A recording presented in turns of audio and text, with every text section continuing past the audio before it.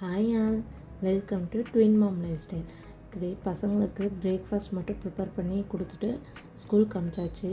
நான் next work start பண்ணும்போதே மணி 11:15 ஆகிடுச்சு. அதுக்கப்புறம் நானும் எங்கள் ஹஸ்பண்டும் ஒரு காஃபி வச்சு குடிச்சிட்டு ஒர்க் ஸ்டார்ட் பண்ணலான்னு தான் காஃபி வச்சு குடித்தோம். இன்றைக்கி சீட் டே, ஏன்னா காஃபி குடிச்சிருக்கேன்ல.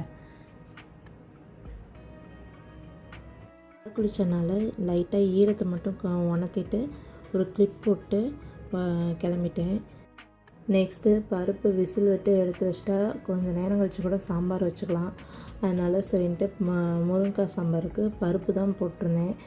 1:00 எல்லாத்தையும் கம்ப்ளீட் பண்ணிடணும், ஏன்னா பசங்க வந்துடுவாங்க. அதுக்கப்புறம் பருப்புக்கு தக்காளி, மஞ்சத்தூள், லைட்டாக ஆயில் விட்டு ஒரு 3 விசில் வச்சு எடுத்துட்டா பருப்பு ரெடி ஆகிடும்.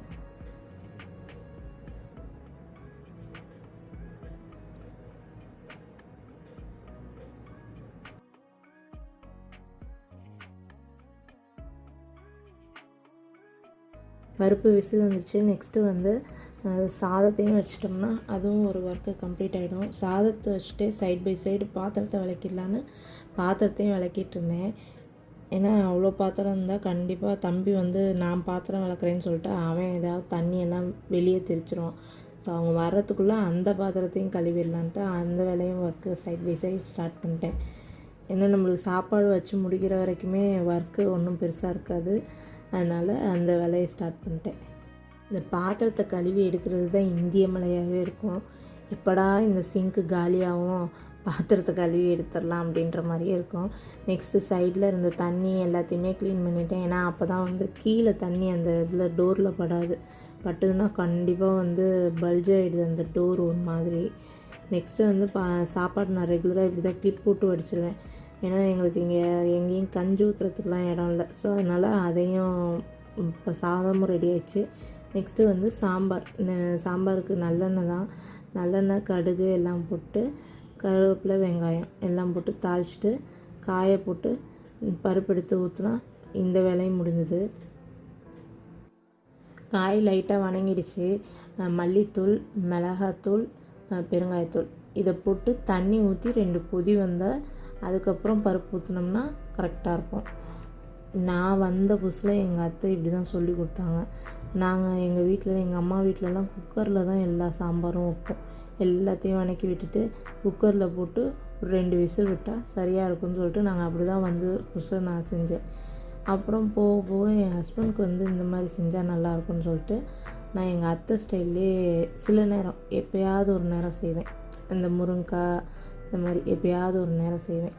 நெக்ஸ்ட்டு யோசித்தேன், ஏதாவது சைட் பொரியல் இருந்தால் நல்லாயிருக்கும் அப்படின்னு சொல்லிட்டு யோசிக்கும்போது தான் முட்டைக்கோஸ் இருந்தது. ஸோ கோஸை கொஞ்சம் நறுக்கி பொரியலுக்கு ரெடி பண்ணிடலான்னு பொரியலுக்கு கோஸ் தான் நறுக்கிட்டேன். எங்கள் ஹஸ்பண்ட் இந்த கோஸை நறுக்கிறதுக்கு கூட ஒரு வரலாறு சொல்லுவார். இந்த மாதிரி நூல் நூலாக நறுக்காத, கொஞ்சம் பெருசாக நறுக்கு, அப்போ தான் சாப்பிட நல்லாயிருக்கும்ன்ட்டு. பார்த்ததுக்கு இதில் மஞ்சத்தூளை போடு, மிளகாத்தூளை போடுன்னு இல்லாத காமெடி பண்ணுவாங்க. நாங்கள் எங்கள் வீட்டிலலாம் நூல் நூலாக இந்த மாதிரி கட் பண்ணி பச்சை மிளகா போட்டு தாளித்தா எங்களுக்கு வேலை முடிஞ்சது. இவங்க இல்லாத கதையெல்லாம் பேசுவாங்க. சைட் பை சைட் இது சாம்பாருக்கு வச்சிச்சு. ஸோ நெக்ஸ்ட்டு அந்த பருப்பையும் போட்டு கிண்டிட்டு புளி பேஸ்ட்டு, நான் எப்பயும் புளி பேஸ்ட்டு தான் யூஸ் பண்ணுவேன். ஏன்னா முதல்லலாம் புளி தான் கரைச்சிப்பேன், ஆனால் நான் மறந்துடுறேன். அதனால் நான் புளி பேஸ்ட்டு ஒரு 1 வீக்குக்கு மட்டும் தேவையான அளவுக்கு புளி பேஸ்ட்டு பார்த்திங்களா தண்ணி ஊற்றி ரெடி பண்ணி எடுத்து வச்சுப்பேன் ஒரு 1 வீக்குக்கு மட்டும். அதை எப்பயும் கொஞ்சம் ஃப்ரிட்ஜில் ஸ்டோர் பண்ணிப்பேன். ஏன்னா எனக்கு ஒரு பயம், அது வெளியே இருந்தால் கெட்டு போகாது, அதெல்லாம் எனக்கு தெரியாது. நான் இப்படி தான் இப்போ ரீசன்ட் டேஸாக ஒரு 2 மந்த்ஸாக யூஸ் பண்ணிகிட்ருக்கேன். நல்லா இருக்குது ஃப்ரிட்ஜில் வச்சு. யாராவது மறக்கிறீங்க அப்படின்னா நீங்கள் இந்த மாதிரி ட்ரை பண்ணி பாருங்கள், நல்லா தான் இருந்தது. நான் ஒரு 2 மந்த்ஸாக யூஸ் பண்ணி தான் இருக்கேன். அந்த சைடு கேஸ் ஸ்டவ்வில் இது கருவேப்பிலை, வெங்காயம் போட மறந்துட்டேன். அதுக்கு ஏதாவது சொல்லுவாங்க, வெங்காயம் போட மறந்துட்டேன், கருவேப்பிலையும் கடுகு மட்டும் போட்டேன். எல்லாத்துலேயும் இந்த கடுகு, எனக்கு இந்த கடுகு பார்த்தாலே மூட்டைப்பூச்சி ஞாபகம் தான் வரும்.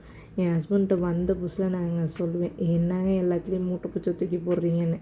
எனக்கு சரியான சிரிப்பாக தான் இருக்கும். அந்த மாதிரி இருந்தது. ரசம், எனக்கு தான் ரேராக ரசம் வைப்பேன். எனக்கு ரசம் வைக்க பெருசாக தெரியாதனால நான் ரசம் ரேராக தான் வைப்பேன். எங்கள் ஹஸ்பண்ட் வந்து ரசம் வைக்கிறியா விஷம் வைக்கிறியா ரசமே வைக்காதன்றாங்க. எங்கள் அக்கா பொண்ணு வந்தது அதுமா ரசமே திங்க மாட்டேங்குது. மணி 1 ஆயிடுச்சு பார்த்தீங்களா, வந்துட்டாங்க. ஷார்ப் 1:00 வந்துடுவாங்க. வந்து இன்றைக்கி இந்த முயல் குட்டியை என்னமோ இது கிணத்துல இறக்கிற மாதிரி இறச்சிக்கிட்டு விளையாண்டுட்டு இருந்தாங்க. அதுக்குள்ளே நான் சாப்பாட்டு வேலையை முடிச்சிட்டேன். ஈவினிங் தான் இது. சந்தைக்கு போகிறதுக்காக இது ரெடி ஆகிட்ருக்கேன். எப்படியாவது நைஸாக நழுவி தான் சந்தைக்கு போகணும். பசங்க வந்து பார்த்துட்டாங்கன்னா சந்தைக்கு வரேன்னு அடம்பிடிப்பாங்க. மழை வேறு வர மாதிரி இருக்குது. அதனால் மழை வர்றதுக்குள்ளே சந்தைக்கு போயிட்டு வந்துடணும். சொல்லிட்டு இருந்தேன் பார்த்தீங்களா, நான் மழை வர்றதுக்குள்ளே போயிட்டு வந்துடணும்னு பார்த்தா மழை வந்துடுச்சு. இப்போ என்ன பண்ணுறதுன்னே எனக்கு தெரியல. சரி கொஞ்ச நேரம் ஆகட்டும் அப்படின்னு சொல்லிட்டு ஒரு 1/2 hour வெயிட் பண்ணிட்டு தான் சந்தைக்கு கிளம்புனேன். சந்தைக்கு கிளம்பிட்டு வந்தால் நல்லா நனைஞ்சிட்டேன். சரின்ட்டு வந்தோடனே ட்ரெஸ்ஸை மாற்றிட்டு காயெல்லாம் கீழே வச்சுட்டு வந்துட்டேன். பேக்கெலாம் நனைஞ்சிருச்சுன்ட்டு கீழே வச்சுட்டு வந்துட்டேன். ஸோ அதையும் எடுத்துக்கிட்டு நான் வந்துட்டு சப்பாத்தி மாவு தான் பிசைஞ்சேன். இன்றைக்கி தோசை மாவுலாம் ஒன்றும் கிடையாது, நம்மளுக்கு இருக்கவே இருக்காங்க சப்பாத்தி மாவு கை கொடுக்குற மாதிரி வேறு எந்த மாவும் கை கொடுக்காது அப்படின்ற மாதிரி தான். இது கொஞ்சம் நேரம் கழித்து தான் தேய்க்கணும். அதனால் சொல்லின்னு லைட்டாக நெய் விட்டால் அந்த இது காயாது. மேலே அந்த சப்பாத்தி மாவு லேயர் காயாமல் அப்படியே நல்லா ஊறிக்கிட்டு கிடக்கும். அதனால் சரின்னு சொல்லிட்டு அதையும் சப்பாத்தி மாவையும் இது பண்ணி ஊற வச்சுட்டேன்னா பிசைஞ்சு எடுத்து ஓரமாக வச்சிட்டேன். கொஞ்சம் நேரம் கழித்து தான் வந்து செஞ்சேன். இடையில பசங்களுக்கு நோட்டில் எழுதுகிற வேலைலாம் இருந்துச்சு, அதையும் பார்த்துட்டு வந்துடலான்ட்டு போனேன். மற்ற நாள்லாம் தேய்க்கும்போது நல்லா தான் வரும். நான் என்றைக்கு வீடியோ எடுக்கிறேன்னா அன்னைக்கு தான் இந்த சப்பாத்தி மாவெல்லாம் சுருண்டுட்டு வரும். மற்ற நாள் பார்த்திங்கன்னு வச்சுக்கோங்களேன் நல்லா வரும், நல்லா தேய்க்க வரும். அதே மாதிரி நான் எப்பயுமே சின்னதாக சப்பாத்தி போட மாட்டேன், தோசைக்கல் சைஸில் தான் சப்பாத்தி போடுவேன். அப்போ தான் 10 நிமிஷத்தில் சப்பாத்தி வேலை முடியும்னு சொல்லிட்டு பெருசாக போட்டு வச்சுருவேன். வந்த புதுசுலலாம் எங்கள் மாமனார்லாம் இது என்ன புதுசாக இருக்குது, புதுவிதமாக பெருசாக இருக்குது சப்பாத்தின்னு சொல்லிட்டு கேட்பாங்க. ஆனால் அவருக்கு அதெல்லாம் பிடிக்காது. நைட்டான சோறு தான் திங்கணும், மற்றபடி அது சப்பாத்திலாம் மேக்ஸிமம் சாப்பிட மாட்டாங்க. நாங்கள் எங்களுக்கு செஞ்சுப்போம், அவங்களுக்கு செஞ்சுப்பாங்க. எங்கள் மாமனார் மாமியார் சோறு தான் நைட்டு திம்பாங்க. அவங்களுக்குலாம் வந்து இந்த சப்பாத்தி மாவுலாம் ஆகாது. வேணா 1 2 வாங்கிப்பாங்க, ஆளுக்கு 1 2 அப்படின்னு சொல்லிட்டு.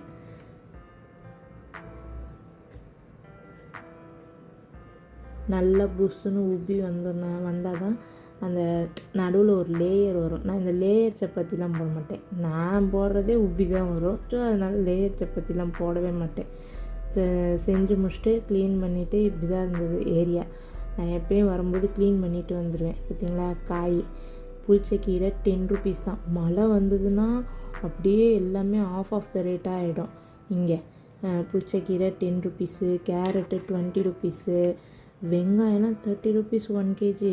ஜாலி, மழை வந்தால் இது ஒரு இதுன்னு சொல்லிட்டேன். ஆனால் இது நனைஞ்சு வாங்கிட்டு வரனால என்ன ஆகிடும், மறுநாளே கெட்டு போயிடும். ஸோ நான் வாங்கிட்டு வந்துட்டு நைட் என்ன பண்ணேன், பசங்கள்லாம் தூங்கினதுக்கப்புறம் தான் எடுத்து வச்சேன். முள்ளங்கி 20 rupees. அப்புறம் இந்த 2 ஜூஸுக்காக பீட்ரூட்டு 10 rupees, கத்திரிக்காய் 10 rupees. இங்கே எல்லாமே ரேட்டு ரொம்ப கம்மியாக கிடைக்கும். அவரைக்காய் தான் ரேட்டு கொஞ்சம் கூட. ஸோ 30 ரூபான்னு நினைக்கிறேன் அவரைக்காய். ஸோ பாய், இதோட இந்த விலாகை முடிச்சுக்கலாம். பாய்.